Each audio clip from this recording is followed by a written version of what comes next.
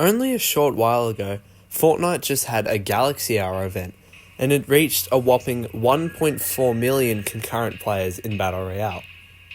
This is pretty good, but we also got 2.1 million players in the Gummy Hour last week, and one fortnight ago we had 1.1 million players in the Golden Hour. For modern day Fortnite, these are pretty astounding numbers, and it makes you wonder, is Fortnite reaching another prime? Like, seriously, it was less than half a year ago where we were reaching very low player counts, mainly in Shock and Awesome. I remember sometimes Zero Build didn't even have 100,000 players. So today, we're just going to look through Fortnite recently, with the past being Showdown, the present being Runners, and the future being Chapter 7 Season 4, and even Chapter 8.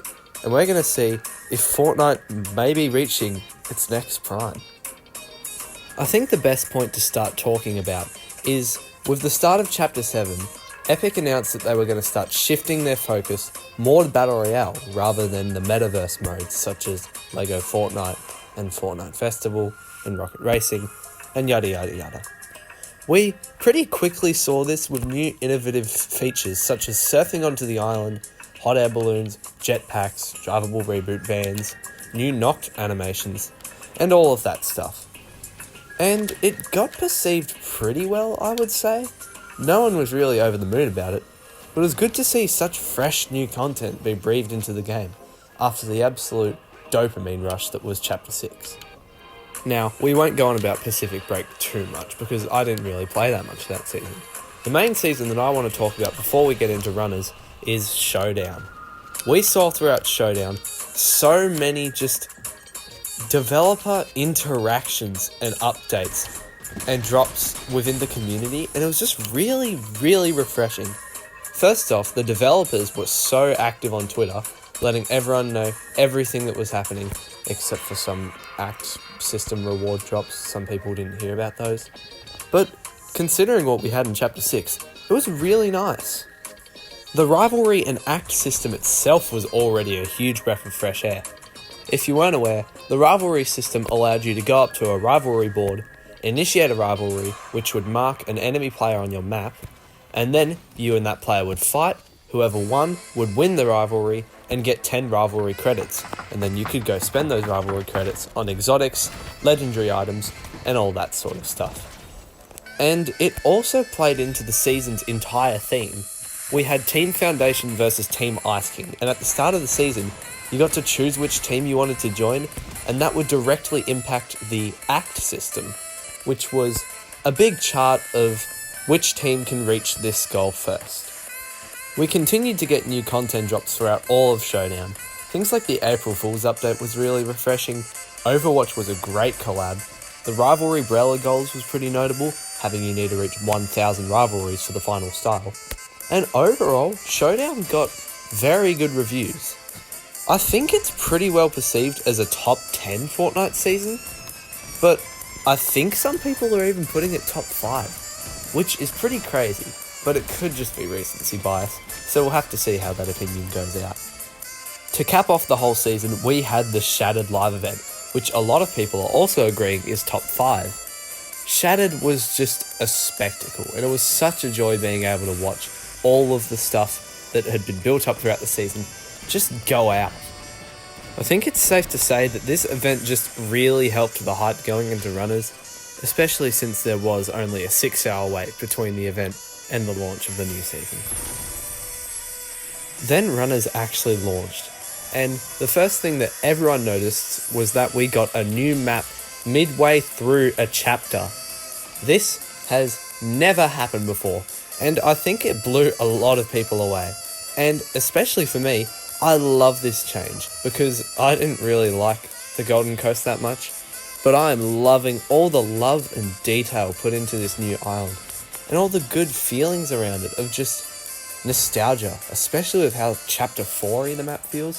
I find it really nice. We also got a new loot pool, which is starting to get a bit annoying because we have to learn a new loot pool every season, but I mean, it's still nice and it gives the season its own identity. But we can't talk about own identity without talking about the sprite system. This system has single-handedly brought Fortnite back up to where it should be.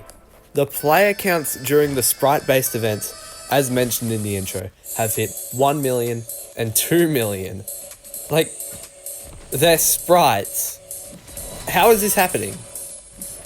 We also can talk about the storyline, because Shattered directly played into that, bringing back Geno after not seeing him since the Collision event in Chapter 3 Season 2.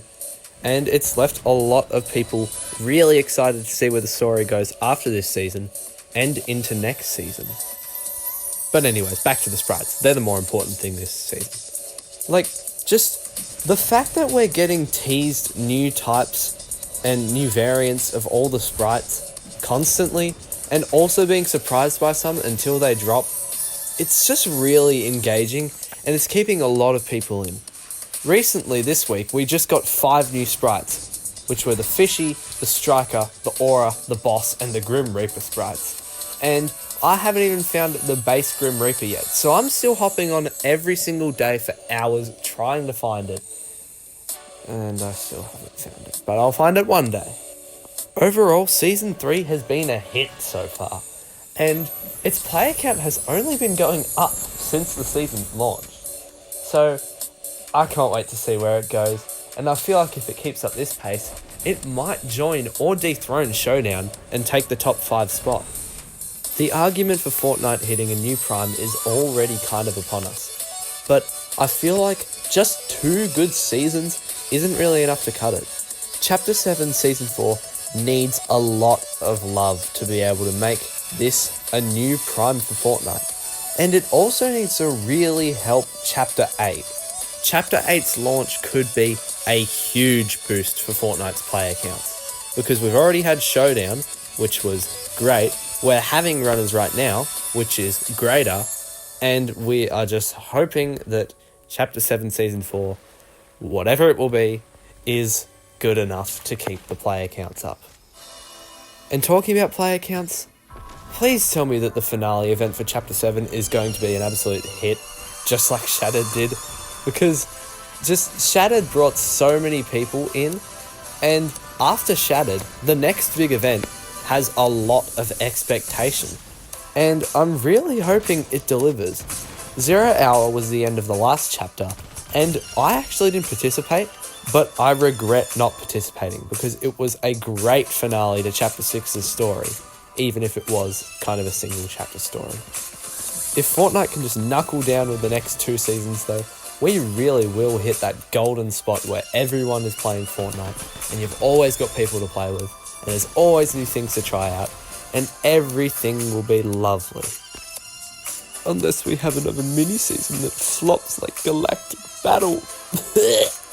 Okay, that's my general thoughts on Fortnite's state right now, but just to summarise everything, I feel like the new shift of focus to Battle Royale has really already helped Fortnite so much. The player counts in general across the board have been up, and even during the Galaxy Hour, yes, there was 1.5 million people attending Battle Royale, but there was also another 1.5 million people playing other parts of the game.